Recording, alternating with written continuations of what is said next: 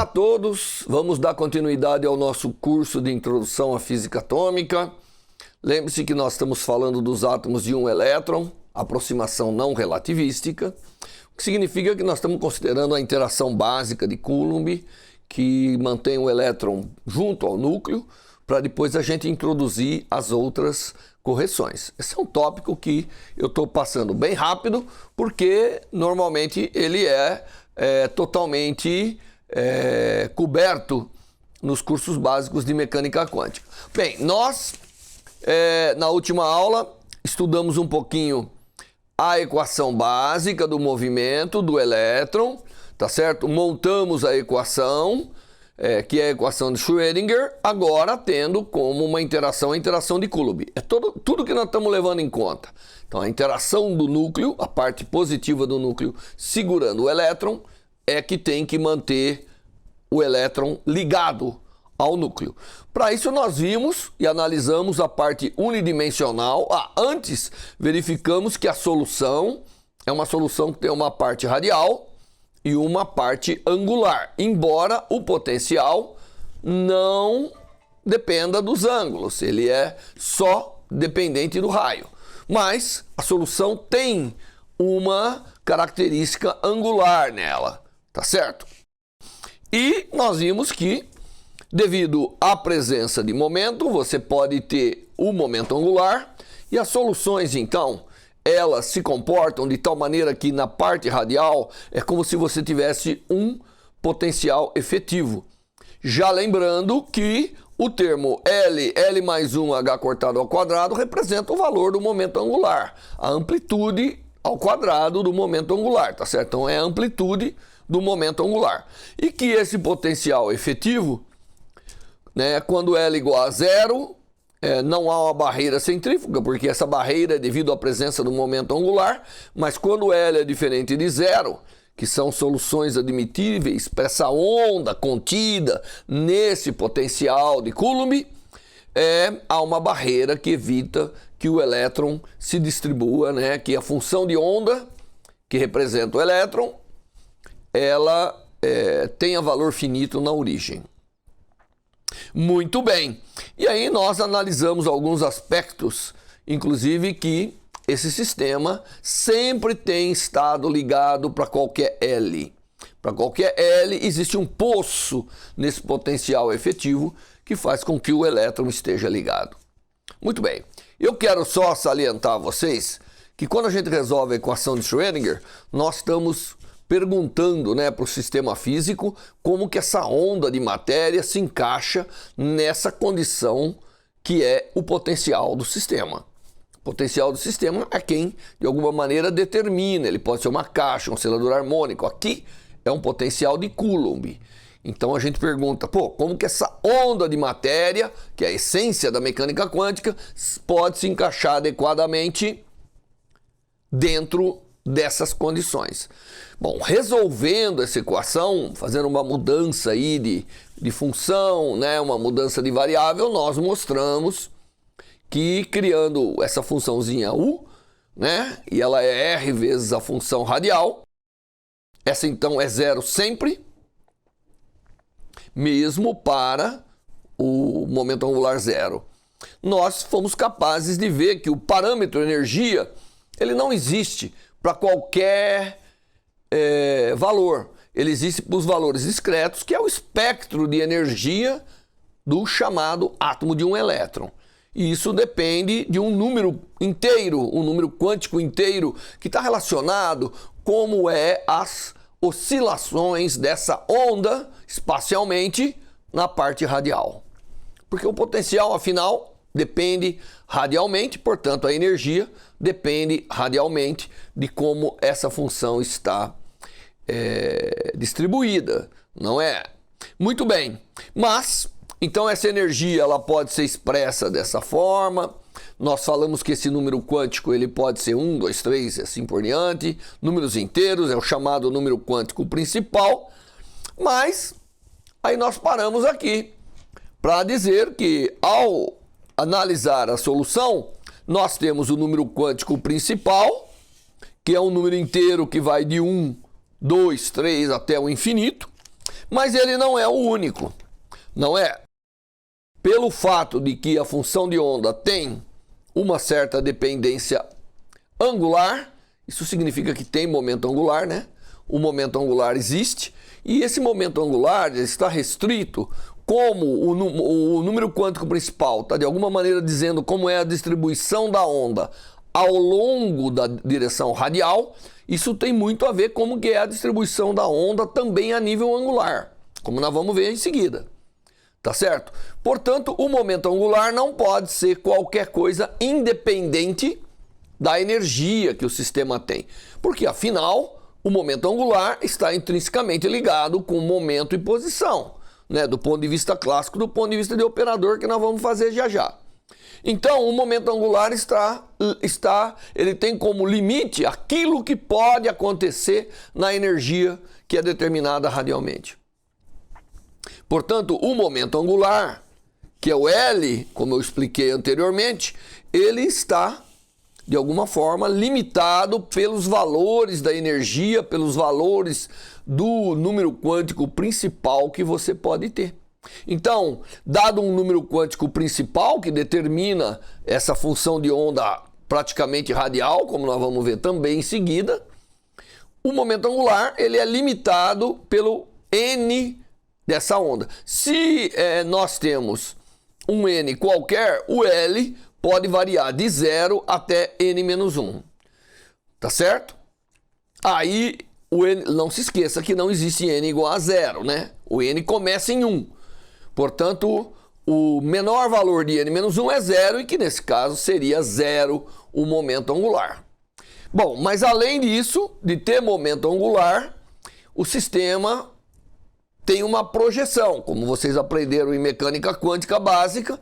Para determinar bem o sistema, quando tem momento angular, nós temos que determinar a sua amplitude, que normalmente é o L quadrado, através do momento angular L, mas nós temos que determinar a sua projeção num dos eixos que normalmente é escolhido, o eixo Z, como o eixo que a gente faz a projeção. E essa projeção do momento angular é determinada, né, por no número que é o chamado número quântico magnético, que é o M.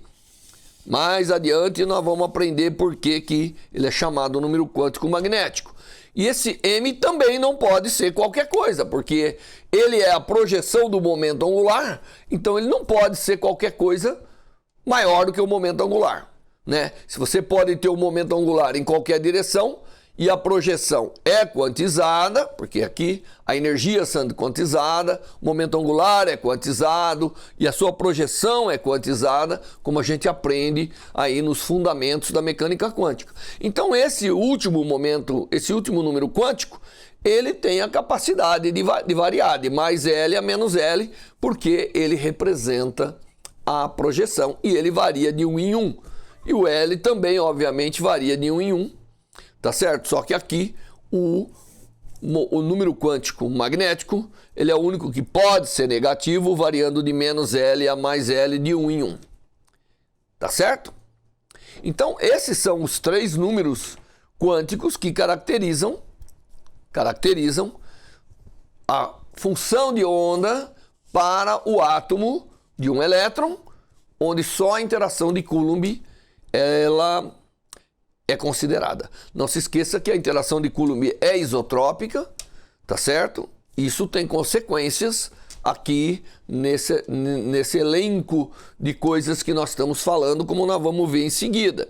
O fato de que ele é isotrópico não pode depender, a energia não pode depender da orientação do momento angular, né? Você tem um momento angular, ele tem projeção, é quantizado, mas a energia não pode depender disso. E isso foi o que nós encontramos aqui em cima, quando nós obtivemos que a energia do átomo de um elétron simples, onde nós levamos em conta apenas a interação de Coulomb, ela depende apenas do N. Ela não poderia depender nem do L e nem do M.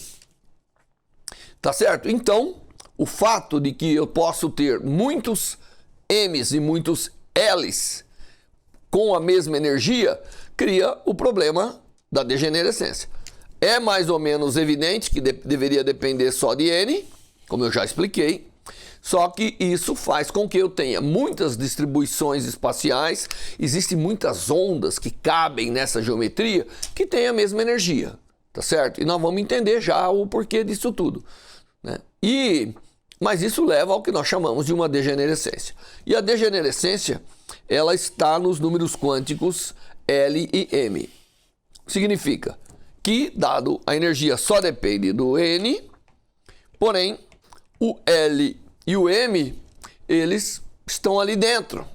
E estão ali dentro, de alguma forma, mudando a configuração do sistema, e isso faz com que existam várias distribuições, mas não alteram a energia. Muito bem, cada momento angular que você considera, se você olhar aqui em cima, eu tenho 2L mais 1, né? Tenho 0, depois de menos L é mais L. Isso aqui significa 2L mais 1 valores. E cada L, então, tem esses 2L mais 1 valor. Tá certo? Então, para cada L que eu tenho 2L mais 1 valores do M. E todos eles têm a mesma energia. Então, a gente quer saber quantos estados, na verdade, de distribuições espaciais diferentes, ortogonais entre si, existem para um determinado N. Essa é a pergunta. Bom, então nós temos que somar todos os estados que são possíveis. Então, dado um N, então a gente começa assim. Dado N, que é o número quântico principal que determina a energia do sistema, a degenerescência deve ser, primeiro, para cada N eu tenho N L's possíveis. Muito bem. Para cada L possível, eu tenho 2L mais 1 M possível. Então, quantos estados tem com determinado N? Bom, primeiro, eu tenho que considerar, para um determinado L, eu tenho 2L mais 1, que nós já vimos. Agora, para cada um desses L's, não é isso? Para cada um dos L's, o valor pode variar de 0 até N mais 1. Então, essa soma aqui, ela me dá quantos estados estão contidos quando eu tenho um número quântico principal N. Muito bem, essa aqui é a soma de uma progressão aritmética, é uma PA, né? E todo mundo sabe fazer soma de PA. Aliás, o Gauss aprendeu a fazer isso quando tinha, não me lembro exatamente, mas 7 anos de idade ou 8 anos de idade. Você pega o primeiro termo, soma com o último termo, multiplica por N sobre 2. É isso que a gente faz, né? Muito bem, o primeiro termo dessa soma é 1, porque L igual a 0 é 1. O último termo é N menos 1, tá certo? Quando você põe L igual a N menos 1, então o que acontece é que essa soma, simples de ser feita, tem como resultado N ao quadrado. Isso que é importante. Dá N ao quadrado aqui, isso aqui é fácil, né? 1 mais 2 vezes N menos 1, mais 1 vai cancelar um dos 1's aí, cancela, vezes N, que aqui tem N, está dividido por 2. Quando você fizer isso aqui, dá N ao quadrado. Então, para cada N, você tem N ao quadrado estados. Quando N igual a 1, é o único estado que não é degenerado do átomo de um elétron. Quando N igual a 2, já tem 4 estados. Quando N igual a 3, aí vai. Aí vai indo e você tem muitos estados possíveis de acordo com o valor do N. Tá certo? Bom, mas obviamente, por que você tem uma degenerescência? Bom, a degenerescência em M é fácil de entender. A degenerescência em M, ela advém do fato de que você tem uma isotropia. O potencial é isotrópico, portanto, qualquer orientação do momento angular deve ser igualmente, não deve fazer nenhuma restrição para isso, tá certo? Então, a degenerescência, ela advém devido à isotropia do potencial que está confinando essas partículas, tá certo? Muito bem. Dito isso, que a gente agora sabe quantos estados estão dentro de um estado que tem um determinado número quântico principal n e tudo isso, nós podemos partir para, vamos dizer, escrever essas funções todas de uma forma analítica.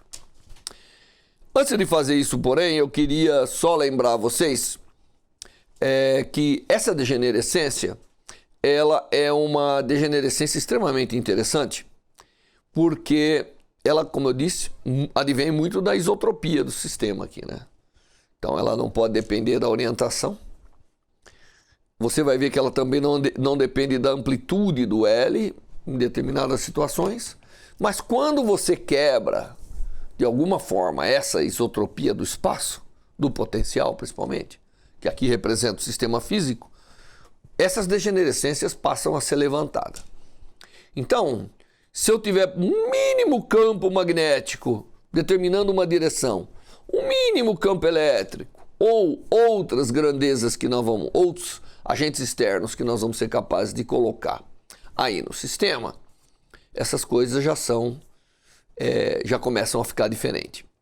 Outra coisa que é extremamente interessante é que a existência do L, a existência de momento angular, ela exige de nós uma correção relativística. O fato de ter momento angular significa que o campo visto pelo elétron não é só um campo elétrico. Ele tem que ter uma componente. E como nós vimos no átomo clássico, se você tem momento angular, você necessariamente tem um momento magnético. Bom, se de repente o átomo começa a ver agora um campo magnético, ele vai levantar essa degenerescência, tá certo? Então, isso aqui, essa degenerescência acontece quando nós não levamos em conta os vários efeitos que tem, né? Nós só nos restringimos essencialmente ao valor do potencial, né? O potencial de Coulomb puro, sem levar em conta nada disso. Mas mesmo, eu estou já alertando que mesmo nessa condição, nós deveríamos incrementar melhor as interações, os fatos que aqui estão presentes. Então esse é um átomo de um elétron que é puro, né, sem nada e também não relativístico, né, que não permite a gente introduzir essas correções. Muito bem, então você vê que nós podemos ter muitos estados, nós temos para um determinado N muitos L's, para cada L muitos M's, e a gente faz uma notação para isso. Para poder escrever a função de onda, a gente dá um nome a ela. Essa é chamada notação espectroscópica. E a gente dá uma letra dependendo do valor do momento angular. Então, se o momento é 0, a gente chama S. Se o momento é L, é 1, a gente chama P. Se é 2, D. Se é 3, F. E assim por diante. Essa é uma notação que a gente faz. E essa notação, ela acaba sendo interessante. E normalmente a forma de notar, a gente põe o momento, o número quântico principal, a letra que representa o momento angular, e aqui a gente coloca o estado M. Essa é uma forma de anotar, né, o estado que eu estou lidando. Tá certo? Então é uma notação que a gente faz para isso tudo. Tá ok? Muito bem. Eu já alertei vocês que o momento angular é uma grandeza que advém devido, né, quando a gente tem a função de onda, ela tem que conter toda a informação. Tá certo? Da mesma maneira que a variação espacial sempre da função de onda está relacionada com a presença de momento. A variação radial está associada com uma coisa, a variação angular está associada com o momento angular. Então, isso vai ficar patente já a hora que a gente começar a discutir as várias dependências que nós temos aí da função de onda. Muito bem. Quando nós resolvemos, então, esse átomo, nós obtemos soluções. As soluções dependem, embora a energia não dependa do momento angular e nem do número quântico magnético, a função de onda depende angularmente, espacialmente está aí. Porque quando eu coloco essa onda dentro desse sistema físico, que é esse potencial, eu não posso esperar que ele não tenha variação angular. Ele tem variação angular. E essa variação angular, ela advém da existência de momento angular. Ela só não vai ter quando nós tivermos, de alguma forma, ela só não vai ter quando a gente não tiver momento angular. Eu queria, só para lembrar vocês aqui, que quando a gente aprende mecânica quântica, a gente aprende que nós temos a função de onda, né? Então nós temos a função de onda ψn. Para nós temos ψn Lm, que agora depende de r, θ e φ, que são as coordenadas esféricas aqui. Então esse é o nosso objeto de estudo agora. O momento angular, o número quântico n, na verdade, ele acomoda, ele está relacionado de como nós estamos acomodando, né? Então ele está relacionado com a acomodação da onda de matéria, dessa onda aqui, radial. Tá certo? E depende de como ela está acomodada radialmente, ela limita como ela vai estar acomodada angularmente. O momento quântico azimutal, ou L aqui, ele vai dizer exatamente como que a onda está acomodada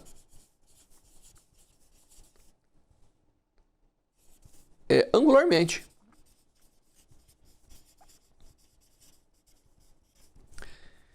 E finalmente, o número quântico m, ele vai dizer exatamente como que ela está acomodada em termos de orientação para ter a sua componente z.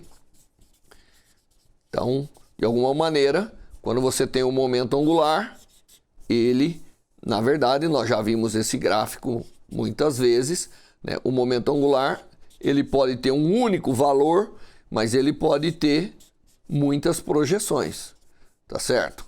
E essas projeções estão aqui indicadas pelo momento angular m, né? E isso é quantizado, quanto que ele pode. Mas essa parte, que é a componente Lz do momento angular, ela de alguma forma ela vai estar associada de como que o sistema, como que a função de onda, como que ela depende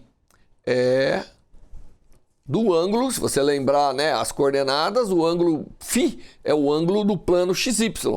Então, dependendo de como essa onda varia, à medida que eu circulo o plano XY, é que determina isso. Tanto é que, se você se lembrar, o Lz, nós aprendemos lá na mecânica quântica básica, ele é h cortado dividido por I ddφ. Esse é o operador do momento angular Lz, que tem como alto valor os m's aqui, né? O m vezes a função de onda. Tá certo? Então, a variação no plano x, que é com o ângulo ou num paralelo, né, em qualquer lugar de z, mas ao longo de um plano paralelo, só com a dependência azimutal. Por quê? Porque se tiver variação da função de onda, significa que tem, de alguma maneira, momento naquele plano, significa que tem, de alguma maneira, um momento angular na direção z. Quando essa variação é zero, não há, ele está nesse estado aqui, ó. É o estado que não tem componente na direção z. Então, os estados que não têm variação com o ângulo φ, tá certo? Os estados que não têm variação com o ângulo φ, se você quiser lembrar, né, aqui é só para todo mundo lembrar, estiver em sintonia, esse é o eixo z, aqui nós temos r, isso aqui é θ, e a projeção aqui é o φ, né? Isso aqui é x, y, z. Tá bom? Então, o φ é esse ângulo, θ é esse ângulo com o eixo z, e assim por diante. Então, a variação, quer dizer, isso é uma coisa importante para a gente saber, que a gente já deveria trazer desde os nossos fundamentos da mecânica quântica. Que essa variação angular, né, é que determina a existência de momento angular. Não necessariamente ela determina que a energia dependa dele, mas determina que existe momento angular. Tanto é que só tem um estado, uma função de onda que não depende de φ e não depende de θ, que é o estado de momento angular zero. Qualquer outro estado vai ter variações da função de onda espacialmente com os ângulos. Então isso significa que a existência de momento angular no estado, ela, de alguma maneira, ela deixa como evidência na função de onda uma variação angular. Tá certo? Então toda vez que você tem uma função de onda e tem uma variação angular, o estado tem que ter momento angular. É interessante, né? É uma forma de você ficar mais íntimo da função de onda. Tá certo? Ela tem variação angular, ela tem que ter momento angular. Muito bem, então esse é o LZ. E o L geral, né? Porque afinal, nós vimos uma componente, mas isso aqui é um L, né? Isso aqui é um L e ele está em qualquer orientação do espaço. Será que o L total depende das variações? Depende. Eu quero só lembrar a gente, né, que o L quadrado aplicado na parte angular da função de onda, ela dá LL mais 1 H cortado ao quadrado vezes a própria parte angular da função de onda, né? E o LZ, obviamente, dá o M aqui. O L quadrado, ele é, na verdade, Lx quadrado mais Ly quadrado mais Lz quadrado. O LZ nós já vimos aqui, né? E os fundamentos da mecânica quântica dizem que nós temos que ter uma componente e o total para poder especificar o sistema. Eu não vou entrar em grandes detalhes aqui, mas é isso que a gente tem que ter. Agora, existe, para mostrar para você que a dependência angular sempre está relacionado com o momento angular, eu tenho um operador que nós vamos usar muito, que é um operador que combina o Lx e o Ly. Na verdade é um operador que a gente chama de L mais, L menos, que a gente vai usar. E esse operador, ele é exatamente o Φ vezes a derivada com relação a θ mais I cotangente de θ vezes a derivada com relação a Φ.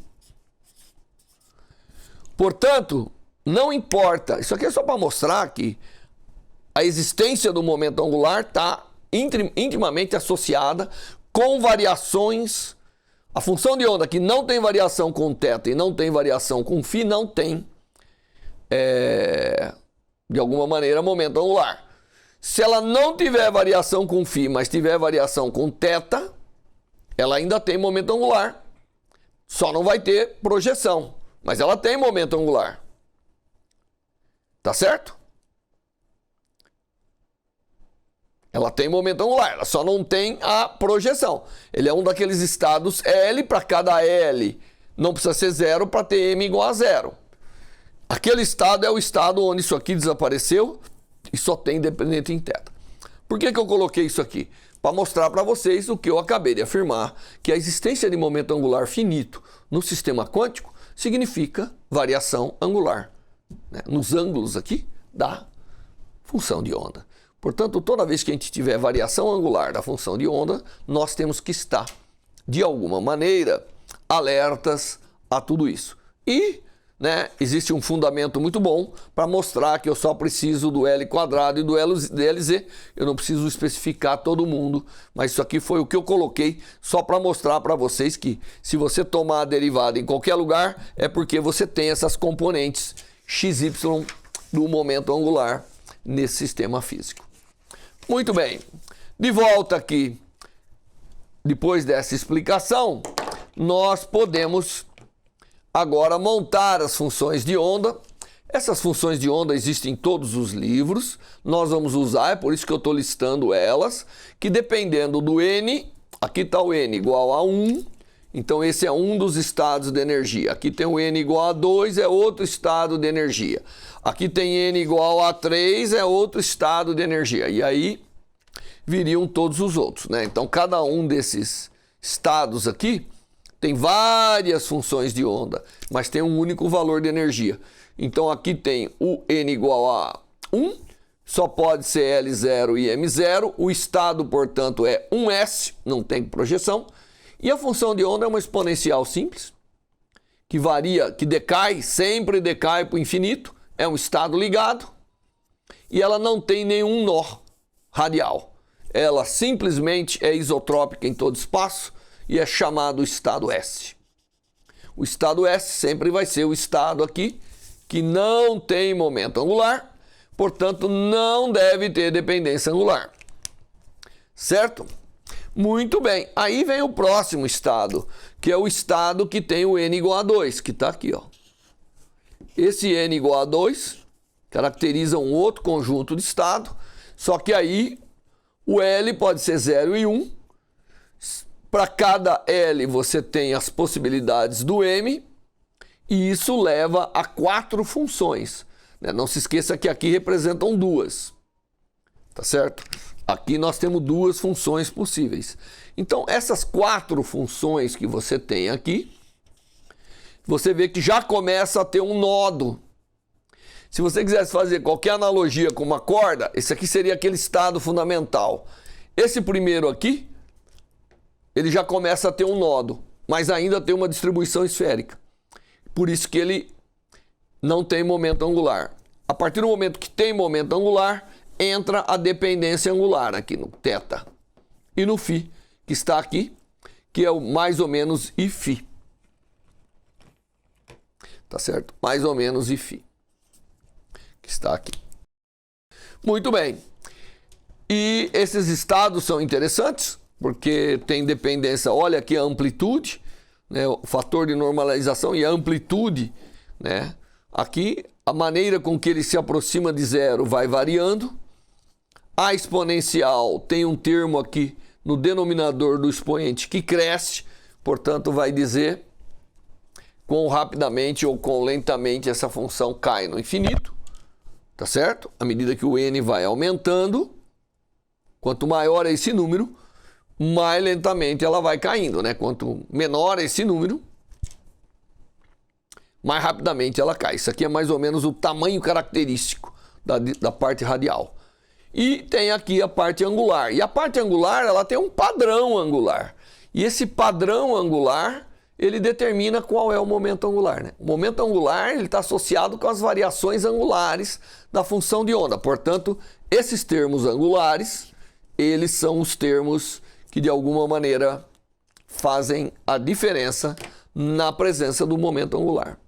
Então nós temos uma coleção de funções, que é bom a gente ficar familiarizado com ela, né? Ninguém vai poder trabalhar com um objeto que não está tão familiarizado. Você tem que olhar essas funções e sentir uma série de propriedades já existentes nessas funções de onda. Muito bem.